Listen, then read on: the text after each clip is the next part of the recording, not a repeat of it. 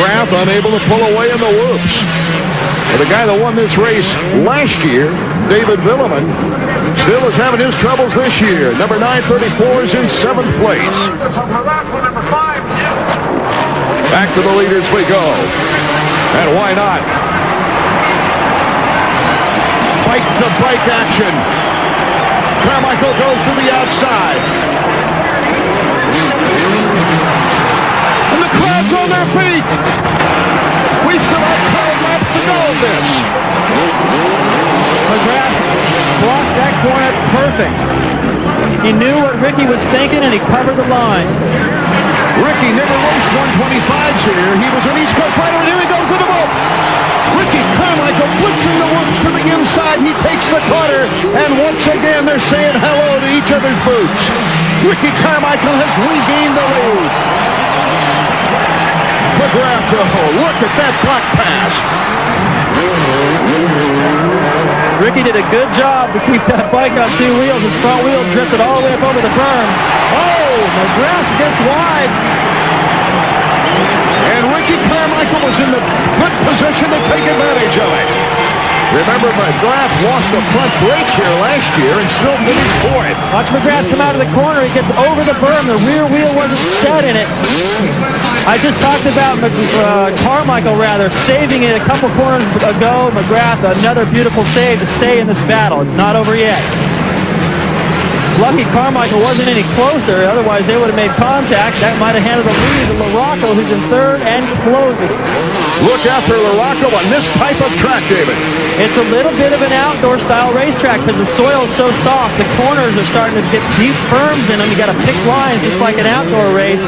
That's where LaRocco really shines. LaRocco is only 3 seconds in back of McGrath with 10 laps to go. It's Carmichael, McGrath, and LaRocco. We'll be right back to San Diego. Made McGrath say uncle. I talked with Jeremy before the season got started, and he said, I know Ricky is going to be fast at time. He goes, and if it's not coming to me and I got to really take big chances to stay with his speed, I'll take my 2nd or 3rd or whatever it is, but for 16 races, I think I can beat him. Right now, Ricky has forced Jeremy to go to Plan B. It's very deep. See how deep all the soil is in spots. They're starting to get a lot of rut.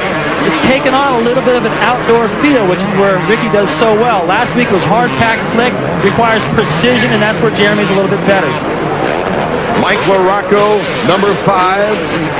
Amsoil Honda in 3rd. Ezra Lusk in 4th. And Kevin Windham rounding out the top 5. Look at LaRocco. This guy is the invisible man. I mean, he does so well. He comes through the pack, catches all these guys, but no one ever focuses on him. They focus on the battle out front, the battle's behind him, and right now, they're going to focus on him because he is catching Jeremy. Oh, this would be important for the points race. That's for sure. Because if it finishes in this order right now, McGrath would still lead Carmichael by 2 points. Well, that could all change if LaRocco can get around him. The lappers playing a part here. They are. They were working in the favor of Jeremy and Carmichael a little while ago, and LaRocco lost a lot of time, but he made it all back up. That tells me one thing. He's faster than Jeremy. Jeremy is going to have to pick it up here, or it's going to be 3rd place. LaRocco gunning for his best finish of the season and his first podium. I don't know if LaRocco's ever passed McGrath, Art. I can't remember a time when he's done it. It seems to me there was one time, but I can't pull it out of the file cabinet upstairs right now. Well, it's about to happen unless Jeremy steps it up big time. This is the kind of track LaRocco loves. And Mike LaRocco is now starting to challenge Jeremy McGrath. We've got 3 laps to go. 2 laps to go as the leader has just jumped over the finish line jump. 2 laps to go. Here's LaRocco with the back pass to the inside.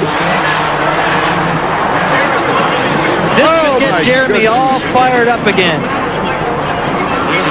Oh, my goodness. Jeremy McGrath will try to come back now with less than 2 laps remaining. Mike LaRocco gunning for a 2nd place. He had so many 2nd place runner-up finishes last year in back of Jeremy McGrath. Well, let's think about this. LaRocco has gotten around McGrath, pulled away slightly, and is still closing on Carmichael, so winning this thing for LaRocco is not out of the question. Ricky Carmichael reaching back now as Mike LaRocco takes the white flag. Looks like he's broken free from Jeremy. Not quite close enough to Carmichael. You know, Jeremy, it all came pretty easy to him the last week. He may have got in the mindset, well, you know, I'm right where I need to be. These guys all got frustrated with their performances last week, especially Ricky, and they stepped it up. Jeremy stayed where he was, and maybe not quite enough here. Well, if they finish in this order, it's a tied points race. We've got some excitement going back to Anaheim in the next round. I'll tell you, Jeremy McGrath is not out of trouble right now, because he's got Ezra Lusk behind him. And Ricky Carmichael can feel it. He can see it. He wins his second Supercross of his career, winning the San Diego Supercross. Mike LaRocco closing in fast with second place honors.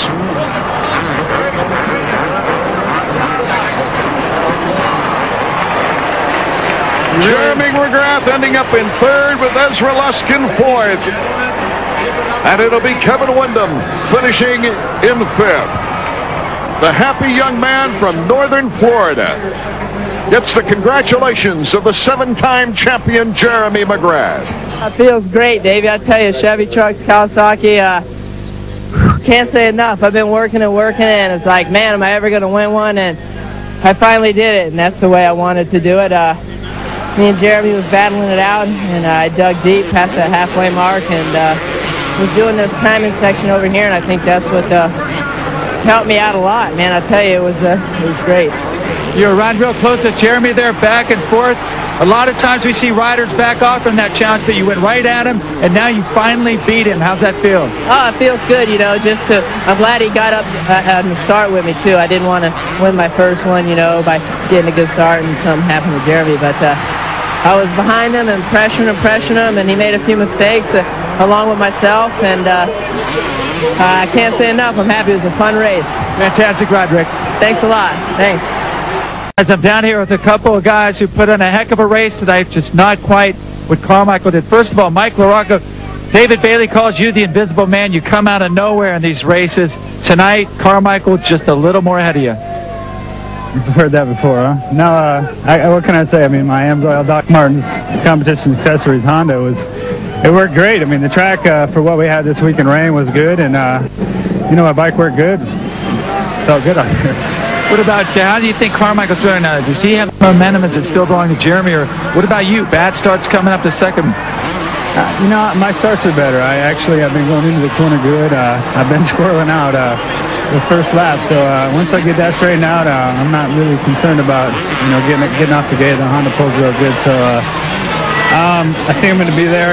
Right now, I think it's pretty much a mix. I mean, everybody's riding good and everybody's there. So it's going to be a tough series. And Jeremy, what about you? That was an unbelievable race for about 10 laps, but it seemed like, you know, I've heard it said before, you know when to ride at the pace you want to ride. You know what your limitations are. Did you reach that point you decided to back off? Well, Davey, the track was really bumpy and ruddy out there, and Ricky and I had a great dice there, and I think one of my mistakes is I don't think I was breathing, and I kind of got a little tight, and he was riding really relaxed because the guy was making some squirrely mistakes, and he was still pulling it off, and I think I was a little weak in the whoops tonight for some reason, and you're right. I mean, I tamed it down a little bit, and then LaRocco snuck up on me.